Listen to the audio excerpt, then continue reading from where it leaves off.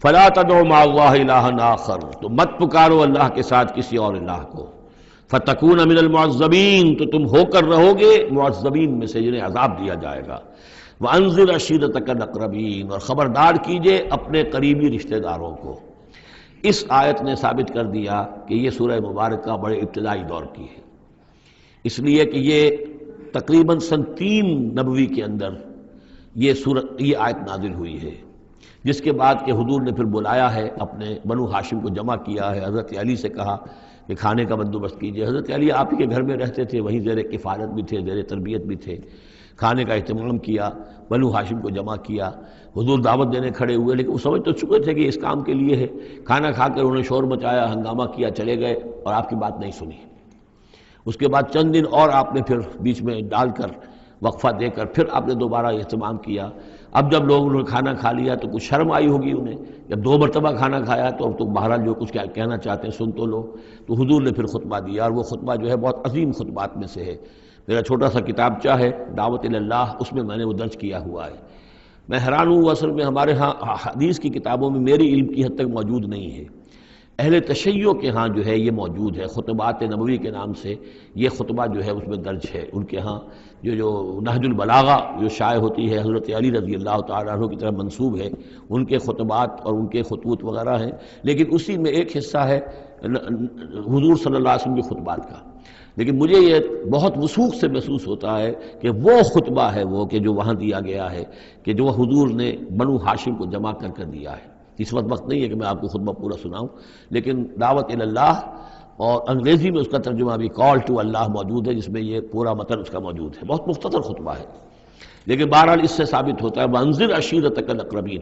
اور دوسرے یہ کہ یہ آیت بالکل اسی ردم میں ہے، اسی ٹیون میں ہے جو چلا آ رہا ہے۔ ایسا نہیں ہے کہ کوئی بعد کی آیت لا کر یا شروع کی آیت لا کر بعد والی جگہ میں، بلکہ یہ مسلسل خطبہ ایک ہی نظر آ رہا ہے۔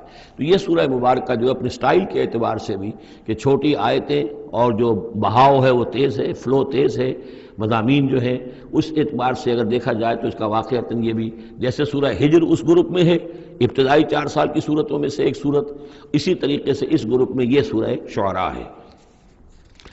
وَأَنذِرْ عَشِيرَتَكَ الْأَقْرَبِينَ وَاخْفِضْ جَنَاحَكَ لِمَنِ اتَّبَعَكَ مِنَ الْمُؤْمِنِينَ، اور اپنے آپ کندھوں کو، بازوؤں کو جھکایا کیجئے ان لوگوں کے لیے تواضع میں کہ جو آپ پر ایمان لائے ہیں اور جو آپ کا اتباع کر رہے ہیں، یعنی ان کی دلجوئی کیجئے، ان کے دلوں کو اپنے ہاتھ میں لیجئے۔ وَاخْفِضْ جَنَاحَكَ لِمَنِ اتَّبَعَكَ مِنَ الْمُؤْمِنِينَ، یہ آ چکا ہے سورہ ہجر کے اندر بھی، بلکہ یہ بھی ایک بہت قرب ہے، سورہ ہجر کے آخر میں بھی یہ الفاظ آئے ہیں وَاخْفِضْ جَنَاحَكَ لِلْمُؤْمِنِينَ۔ یہاں صرف یہ ہے کہ وَاخْفِضْ جَنَاحَكَ لِمَنِ اتَّبَعَكَ مِنَ الْمُؤْمِنِينَ، وہاں تھا وَاخْفِضْ جَنَاحَكَ لِلْمُؤْمِنِينَ۔ فَإِنْ عَصَوْكَ فَقُلْ إِنِّي بَرِيءٌ مِّمَّا تَعْمَلُونَ، پھر یہ اگر آپ کی نافرمانی کریں، آپ کی بات ماننے سے انکار کر دیں، تو کہہ دیجئے کہ میں بری ہوں اس سے جو تم کر رہے ہو۔ قُلْ يَا أَيُّهَا الْكَافِرُونَ لَا أَعْبُدُ مَا تَعْبُدُونَ وَلَا أَنْتُمْ عَابِدُونَ مَا أَعْبُدُ، اور آخر میں لَكُمْ دِينُكُمْ وَلِيَّ دِينِ، یہ اعلان برات ہے کہ اب تمہارا دین اور ہے، میرا دین اور ہے۔ إِنِّي بَرِيءٌ مِّمَّا تَعْمَلُونَ وَتَوَكَّلْ عَلَى الْعَزِيزِ الرَّحِيمِ، اور اے نبی آپ بھروسہ کیجئے، توکل کیجئے اسی ہستی پر جو العزیز اور الرحیم ہے، زبردست ہے لیکن ساتھ ہی مہربان بھی ہے۔ الذی یراک حین تقوم، جو دیکھتی ہے آپ کو وہ ذات، اللہ جو ہے وہ دیکھتا ہے آپ کو جب کہ آپ کھڑے ہوتے ہیں۔ یعنی اس سے مراد یہ بھی ہو سکتا ہے کہ رات کو جب آپ کھڑے ہوتے ہیں، تہجد کے لیے آپ کھڑے ہیں، اور قم اللیل الا قلیلا، ابتدائی دور میں تو بہت سخت معاملہ تھا رات کی نماز کا۔ والذی یراک حین تقوم، تو جب آپ کھڑے ہوتے ہیں ہماری جناب میں تو ہم آپ کو دیکھتے ہیں، آپ ہمیں نہیں دیکھتے لیکن ہم آپ کو دیکھتے ہیں۔ لا تدرکہ الابصار یدرک الابصار، وہ ابصار کو پا لیتا ہے، لا تدرکہ الابصار، ابصار نگاہیں جو ہے اسے نہیں پا سکتی، وہ نگاہوں کو پا لیتا ہے۔ تم اسے نہیں دیکھ سکتے، وہ تمہیں دیکھتا ہے۔ الذی یراک حین تقوم وتقلبک فی الساجدین، اور آپ سجدے کرنے والوں میں جو آپ چلتے آتے جاتے رہتے ہیں۔ رات کے وقت حضور کا یہ معاملہ بھی ہوتا تھا کہ آپ خود جاتے بھی تھے، مسلمانوں کے گھروں کے پاس سے گزرتے تھے جو بھی کہیں تھے اہل ایمان، اور آپ وہاں دیکھتے تھے کہ کون کون جو ہے وہ رات کی نماز پڑھ رہا ہے۔ وَتَقَلُّبَكَ فِي السَّاجِدِينَ إِنَّهُ هُوَ السَّمِيعُ الْعَلِيمُ، یقیناً وہ سب کچھ سننے والا اور جاننے والا ہے۔ هَلْ أُنَبِّئُكُمْ عَلَىٰ مَنْ تَنَزَّلُ الشَّيَاطِينُ، کیا ہم تمہیں بتائیں اے وہ لوگوں جو یہ کہہ رہے ہو کہ یہ کوئی جنات نے نازل کر دیا ہے قرآن، کوئی خبیث روحیں ہیں کہ جو لا رہی ہیں محمد کے پاس. حل نبئکم علی من تنزل الشیاطین، کیا ہم تمہیں بتائیں کہ یہ شیطان جو ہیں یہ کن پر اترتے ہیں؟ تنزل علی کل افاک اثیم، یہ تو اترا کرتے ہیں ان لوگوں پر جو جھوٹے اور گناہ گار ہوں.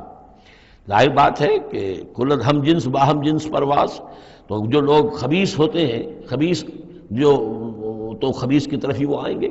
اگر یہ لوگ جو ہیں شیاطین جن ہیں تو انسانوں میں سے بھی انہی کے ساتھ ان کا رابطہ اور تعلق ہوگا جو خود بھی اپنے کردار کے اعتبار سے بہت پستی کے حامل ہیں.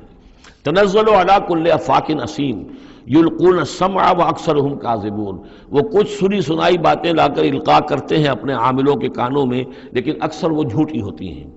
والشعراء یتبعهم الغاوون، ایک اور خیال یہ تھا کہ شاید محمد نے شعر کہنے شروع کر دیے ہیں، یہ شاعری ہے جو قرآن کی شکل میں وہ پیش کر رہے ہیں. دیکھو شاعروں کا کردار کچھ اور ہوتا ہے، محمد کا کردار کچھ اور ہے. والشعراء یتبعهم الغاوون، شاعروں کی پیروی کرنے والے تو اکثر و بیشتر وہ لوگ ہوتے ہیں کہ جو بے راہ ہوتے ہیں. وہ لوگ جو ہیں عام طور پر، یہ اتنا پکا قانون ہے کہ اس میں تو مجھے کوئی ایکسیپشن نظر نہیں آتی.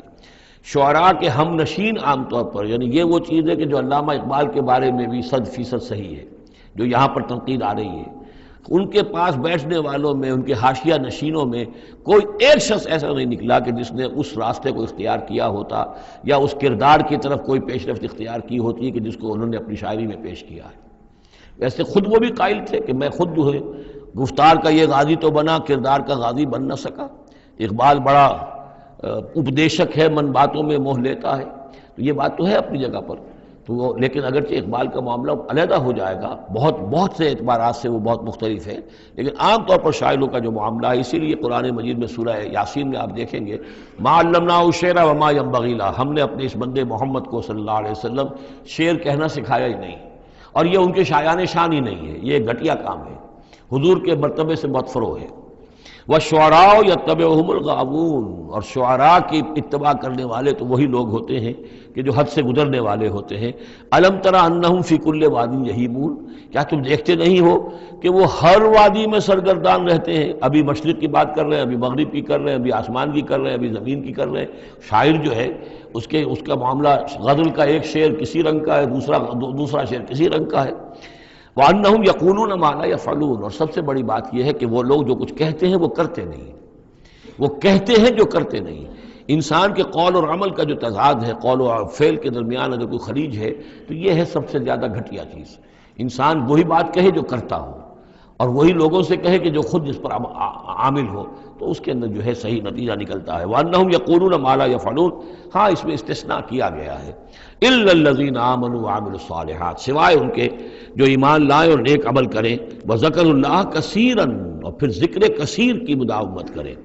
صرف یہ کہ ایمان لا کر اور وہ جو ہے صرف ایسے ہی نام کے مومن نہ ہو، بلکہ یہ کہ عمل صالح بھی ہو اور ذکر کثیر بھی ہو، تو پھر ایسا شاعر بھی یقیناً پھر بہت اچھا ہوگا، اور اس سے یہ ہے کہ بہت سا خیر وجود میں آئے گا. جیسے حضرت حسان ابن ثابت تھے، صحابی تھے حضور کے رضی اللہ تعالیٰ عنہ، اور وہاں چونکہ عرب میں اس وقت رواج تھا، یہ جو مشرک لوگ تھے ان کے شعراء حضور کی شان میں گستاخیاں کرتے تھے، حجب کہتے تھے، اور وہاں کے اس رواج کے مطابق پھر ضرورت پیش آئی کہ ان کے حجب کا جواب دیا جائے، تو پھر حضرت حسان ابن ثابت نے یہ فریضہ انجام دیا. دربار نبوی کے وہ شاعر تھے، اور یوں سمجھیے کہ سب سے پہلے نعت کہنے والے حضرت حسان ہیں رضی اللہ تعالیٰ عنہ. لیکن یہ کہ بہرحال ان کا معاملہ جو ہے استثناء کے اندر آ جائے گا، اگرچہ ایک اعتبار سے ان کا معاملہ بھی مستثنیٰ نہیں ہے. وہ بھی میدان کے مرد نہیں تھے، وہ بہادر نہیں تھے. چنانچہ یہاں تک ہوا ہے کہ غزوہ احزاب میں جہاں حضور نے ایک بڑے مکان کے اندر خواتین کو جمع کر دیا تھا، وہاں انہیں پہرے پر کھڑا کر دیا. جنگ کے یعنی میدان جنگ پر محاذ پر تو جانے والی بات تھی نہیں ان کی، لیکن یہ کہ جہاں خواتین تھی کم سے کم ایک مرد کھڑا ہوا نظر آئے تو وہاں پر وہ حضرت احسان کو کھڑا کر دیا. کوئی ایک یہودی نظر آیا، حضرت صفیہ جو حضور کی پھوپھی تھی رضی اللہ تعالی عنہ، انہیں نظر آیا کوئی یہودی، اور وہ بڑے مشکوک انداز میں وہ چلا آ رہا ہے ادھر ادھر سے دیکھتا ہوا، تو اس کی کوئی نیت خراب ہے. تو انہوں نے کہا، حضرت صفیہ نے، حسان جاؤ اس کو قتل کرو. ان کا یہ کام مجھ سے تو نہیں ہوتا. تو وہ خود اتری اس مکان سے، ایک لاٹھی کوئی ہاتھ میں لی لکڑی، اور اس باری اس شخص کے اس کو قتل کیا. پھر اس سے کہا کہ حسان جا کر اس کے جو ہتھیار تھے وہ تو لے لو. تو کہا مجھے ان سے کوئی غرض ہی نہیں، مجھے ضرورت نہیں ان کی. تو یہ حضرت حسان مطلب کہ یہ چیزیں اپنی جگہ پر ہیں. ایک شخص ہے جس کے اندر مزاج کے اندر یہ بات نہیں ہے، تاہم وہ صحابی ہیں رضی اللہ تعالی عنہ، ان کا اپنا ایک مقام ہے. لیکن یہ کہ یہ جو شعراء والی بات جو یہاں پر ہو رہی ہے وہ کچھ اتنی پختہ ہے کہ اس میں استثناء جو ہوتا ہے اس کے اندر بھی کہیں نہ کہیں کوئی کسر رہ جاتی ہے.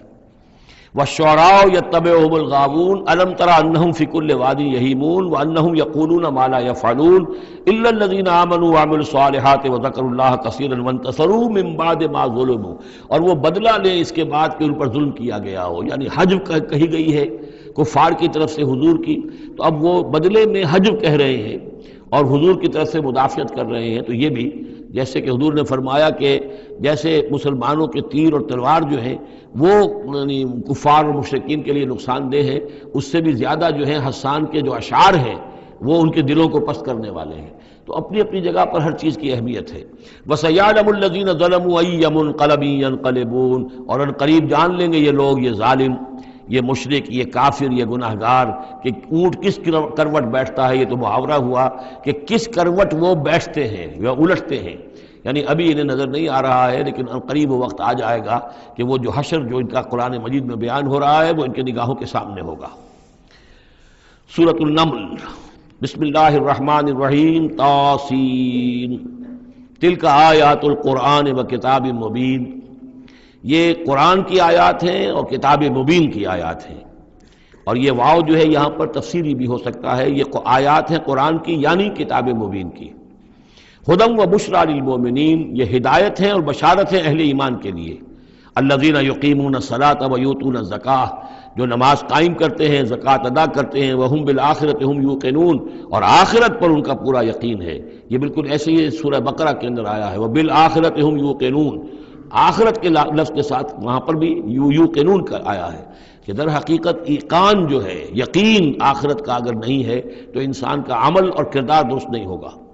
ان الذین لا یرجون بالآخرۃ، یقیناً وہ لا یؤمنون بالآخرۃ، یقیناً وہ لوگ جو آخرت پر ایمان نہیں رکھتے. زینا لہم اعمالہم، ہم نے ان کے لیے ان کے اعمال کو مزین کر دیا ہے، ان کے نگاہوں میں کھبا دیا ہے، انہیں اپنا ہی کلچر اچھا نظر آ رہا ہے. فہم یعمہون، تو اب وہ اندھے ہو کر، لیکن یہ کہ وہ بصیرت باطنی والا اندھا پن ہے، یہ آنکھیں اندھی نہیں. فإنها لا تعمى الأبصار ولكن تعمى القلوب التي في الصدور، ان کے دلوں کے اندر جو دل ہے، ان کے سینوں میں وہ اندھے ہو چکے ہیں اور وہ بڑھتے چلے جا رہے ہیں اپنی سرکشی میں. اولئک الذین لہم سوء العذاب وہم فی الآخرۃ ہم الاخسرون، یہی وہ لوگ ہیں کہ جن کے لیے بہت برا عذاب ہے اور یہی وہ لوگ ہیں کہ جو آخرت میں سب سے زیادہ خسارے والوں میں ہوں گے. وَإِنَّكَ لَتُلَقَّى الْقُرْآنَ مِن لَدُنْ حَكِيمٍ عَلِيمٍ، اور اے نبی، اے محمد صلی اللہ علیہ وسلم، آپ کو یہ قرآن مل رہا ہے، پہنچ رہا ہے اس ہستی کی طرف سے جو حکیم اور علیم ہے. تبارک و تعالی. اذ قال موسیٰ لأہلہ انی آنست نارا، یاد کرو جب کہ موسیٰ نے کہا تھا اپنے اہل سے کہ میں نے آگ دیکھی ہے. سآتیکم منہا بخبر، تو میں وہاں سے کوئی خبر لے کر آؤں گا تمہارے پاس. او آتیکم بشہاب قبس، یا کوئی دہکتا ہوا انگارہ لے کر آؤں گا. لعلکم تصطلون، تاکہ تم سردی کے اس موسم میں کچھ آگ تاپ سکو. فلما جاءہا نودی ان بورک من فی النار، جب وہ وہاں پہنچے تو انہیں پکارا گیا کہ نہیں، بہت مبارک ہے جو آگ میں ہے، برکت دی گئی ہے اس کو جو آگ میں ہے. ومن حولہا، اور برکت دی گئی ہے اس کے ماحول کو بھی. وسبحان اللہ رب العالمین، اور وہ اللہ ہے جو تمام جہانوں کا پروردگار ہے، اور پاک ہے اللہ جو تمام جہانوں کا پروردگار ہے. یا موسیٰ انہ انا اللہ العزیز الحکیم، اے موسیٰ میں تو اللہ ہوں، یعنی یہ در حقیقت جو تم سے خطاب ہو رہا ہے یہ اللہ کی طرف سے ہے، اور میں ہوں العزیز الحکیم، زبردست اور کمال حکمت والا. بارک اللہ لی العظیم ونفعنی وإیاکم بالآیات والذکر الحکیم.